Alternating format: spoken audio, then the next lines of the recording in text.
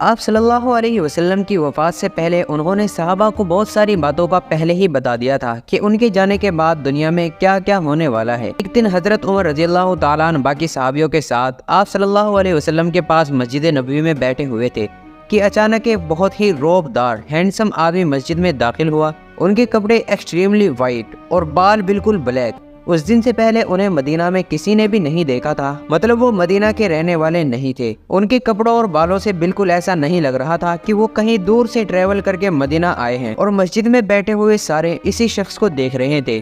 وہ آدمی سیدھا مسجد کے اندر داخل ہوا اور آپ صلی اللہ علیہ وسلم کے بالکل سامنے بیٹھ گیا اور کہا، اے محمد، مجھے اسلام کے بارے میں بتائیں۔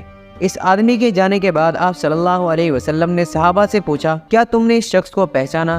یہ جبرائیل علیہ السلام تھے اور یہ تمہیں تمہارا دین سکھانے آئے تھے۔ آپ صلی اللہ علیہ وسلم نے جبرائیل علیہ السلام کو اسلام کے بارے میں بتایا کہ اللہ کے سوا کسی کو خدا نہ مانو، محمد صلی اللہ علیہ وسلم کو اللہ کا رسول مانو، نماز، روزہ، زکوٰۃ، حج ادا کرو۔ جس پر جبرائیل علیہ السلام نے کہا کہ آپ نے بالکل سچ فرمایا۔ پھر جبرائیل علیہ السلام نے آپ صلی اللہ علیہ وسلم سے ایمان کے بارے میں پوچھا۔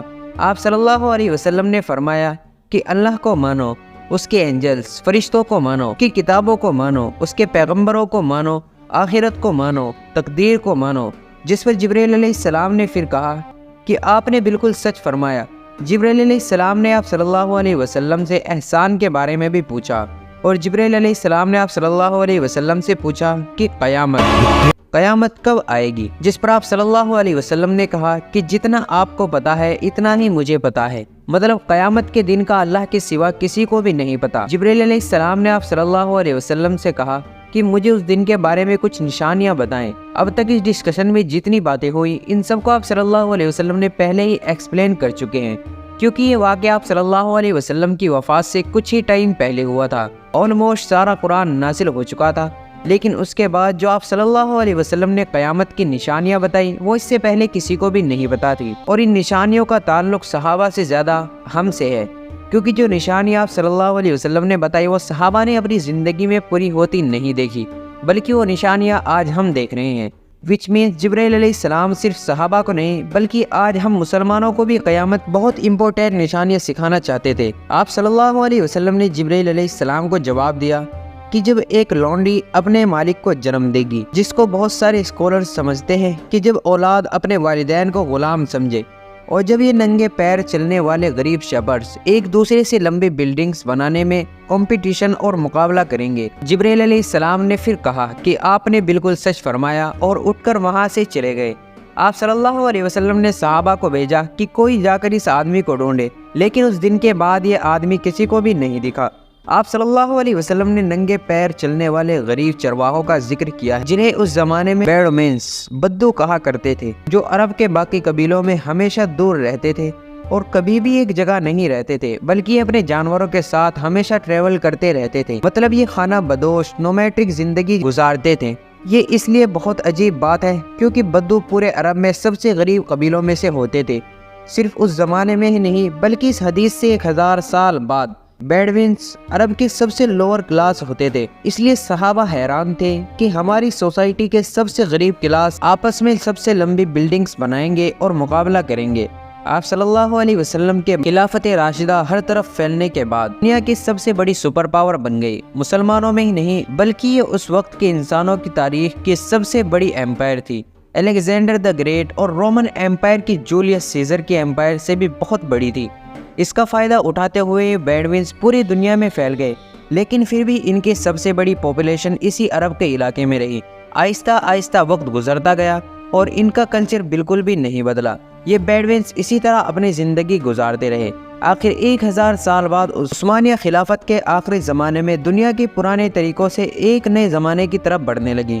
آخر عثمانی خلیفہ سلطان عبد الحمید نے مسلمانوں کو بھی ماڈرن دنیا کی طرف لانے کی بہت کوشش، پوری ایمپائر میں بہت سارے پروجیکٹ شروع کیے، جس میں استنبول سے مدینہ تک ایک ٹرین بھی بنائی گئی، لیکن اس ٹرین کے راستے میں ہمیشہ ایک بہت بڑی رکاوٹ تھی، یہی بیڈوینس، کیونکہ انہی بیڈوینس نے اس سے پہلے 1757 میں 20,000 حاجیوں کو شہید کر دیا تھا، جس کے بعد عثمانیہ سلطنت نے ان کے کلچر کو چینج کرنے کی بہت کوشش کی اور ان کو پرماننٹ ایک علاقے میں سیٹل کرنے کی بھی بہت کوشش کی، بیڈوینز قبیلے عثمانیہ سلطنت کے اس ریفارمنٹ سے بالکل بھی خوش نہیں تھے۔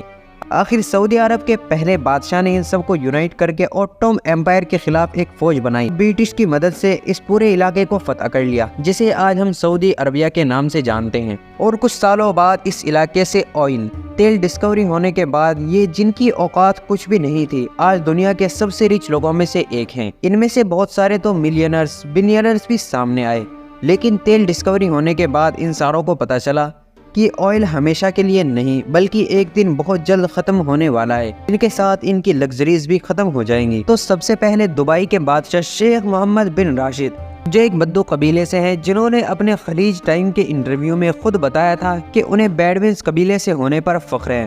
انہوں نے عرب کو آئل سے نکال کر ٹورزم اور بزنس کی طرف لایا، اور کچھ ہی سالوں بعد دبئی دنیا کی بیسٹ سٹیز میں سے ایک بن گئی، اور پھر دنیا کی سب سے لمبی بلڈنگ برج خلیفہ بھی اسی دبئی میں بنائی گئی۔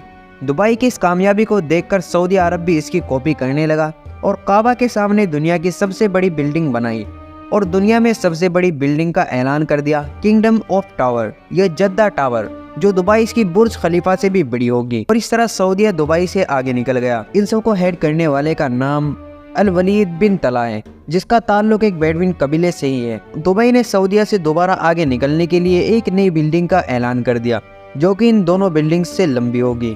اس طرح آپ صلی اللہ علیہ وسلم کی قیامت کے بارے میں جو نشانیاں بتائی گئی، یعنی کہ ننگے پاؤں چلنے والے یہ غریب لمبی لمبی بلڈنگز بنائیں گے اور آپس میں مقابلہ کریں گے، وہ سچ ہو رہی ہیں۔